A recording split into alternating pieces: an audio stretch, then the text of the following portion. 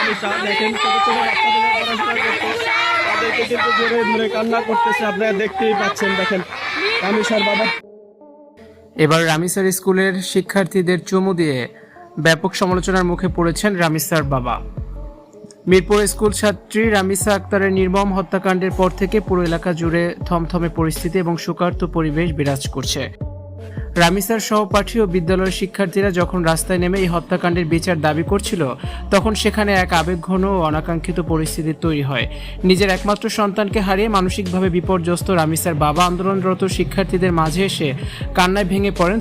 তবে সেখানে স্কুলের সপ্তম শ্রেণীর এক ছাত্রীকে জড়িয়ে ধরে তার গালে চুমু দেওয়ার একটি দৃশ্য সামাজিক যোগাযোগ মাধ্যমে ছড়িয়ে পড়ার পর তা নিয়ে তৈরি হয়েছে তীব্র সমালোচনা।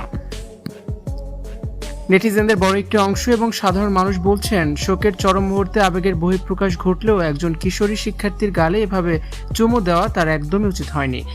মেয়েটি এমন আচরণে বেশ অস্বস্তি প্রকাশ করেছে। প্রকাশ্য স্থানে এমন আচরণকে অনেকেই স্বাভাবিকভাবে মেনে নিতে পারছেন না। নেটিজেনরা বলছেন, সন্তান হারানোর বেদনা পৃথিবীর সবচেয়ে বড় কষ্ট। ওনার প্রতি আমাদের পূর্ণ সহানুভূতি আছে, কিন্তু সপ্তম শ্রেণীতে পড়া একটি মেয়ের গালে এভাবে চুমু দেওয়া সমাজ ও সংস্কৃতির দিক থেকে কোনোভাবে গ্রহণযোগ্য নয়।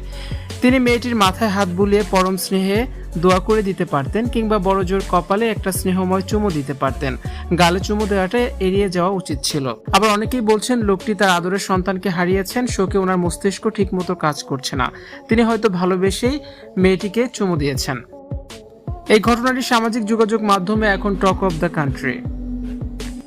আবেগ যতই তীব্র হোক না কেন, বিশেষ করে কিশোরী ও তরুণীদের সাথে যে কোনো ধরনের শারীরিক স্পর্শের ক্ষেত্রে একটি সামাজিক দূরত্ব বা সীমারেখা বজায় রাখা অতীব জরুরি। শোকের প্রকাশ যেন কোনোভাবে অপর কোনো ব্যক্তির জন্য অস্বস্তি বা বিতর্কের কারণ না হয়ে দাঁড়ায়, সেদিকে সমাজের প্রতিটি স্তরের মানুষের সচেতন থাকা একান্তই প্রয়োজন।